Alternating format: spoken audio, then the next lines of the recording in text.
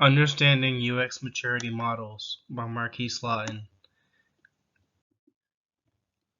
Focus. This presentation will focus on two UX maturity models. It will look at the model created by Jakob Nielsen and the other model created by Scott Plews and Lorraine Chapman. Nielsen model. The oldest example of a UX maturity model comes from Jakob Nielsen in 2006. He defines UX maturity as being divided into 8 stages. A company falls into a certain stage depending on its level of integration with UX. Nielsen model. Stage 1. Hostility towards usability. In this stage, developers don't bother to understand users or their needs. They only build features that work. Stage 2. Developer-centered user experience. In this stage, the design team relies on their own intuition to determine what is good usability, and people begin to care about usability. Stage 3. Skunkworks user experience. There is no official recognition of UX or budget for UX, but there are tiny bits of UX scattered in development, usually towards the end. Stage 4. Dedicated UX budget. There is a dedicated UX budget to allow for some UX specialists that are scattered around the company, and user testing is usually introduced late in the development process. It's similar to Stage 3, but there is an actual budget for it. Stage 5. Managed usability.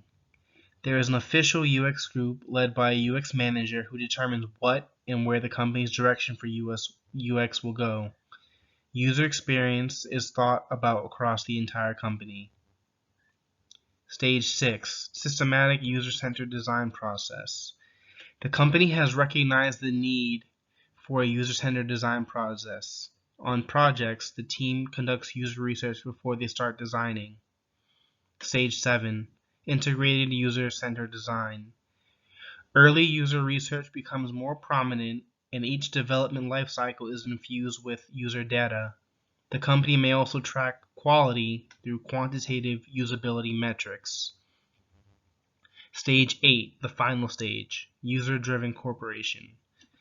The company employs user research to determine its direction and priorities, and user experience is extended across the entire company from management all the way down to the bottom.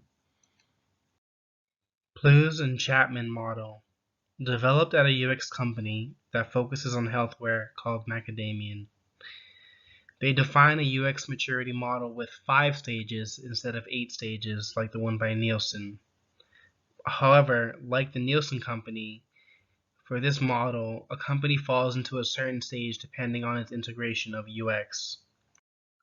So for this model, there's 5 stages. Stage 1 is the beginning, where UX design is almost never talked about and users are not consulted in the product design or development process. Stage 2, awareness. So stakeholders begin to make design decisions based upon articles they found or their own personal interpretation of UX, and most user requirements are confined to marketing input or functional improvements for the product. Stage 3, adopting. They begin to have products where UX design has had a positive effect and UX goals are measurable and clear on some projects, as well as having users being regularly consulted on projects. Stage 4, realizing. They have a range of products where UX design is clear and measurable. Senior management, leadership, and accountability for UX extends across all stakeholder groups, and design research with target end users is done before the design process. Stage 5, exceptional. When designing a product, the user experience in whole is considered. UX goals are linked to business objectives with user experience in mind, and research in UX is coordinated with other customer experience feedback processes. Relevance. This topic of UX maturity models is relevant to HCI because it determines the level to which UX will have an effect or take place within the product development cycle. And as a job seeker, It would also be helpful to understand where a company is at in its UX maturity to better understand my role or my position within the company and the effects that my job will bring to the table.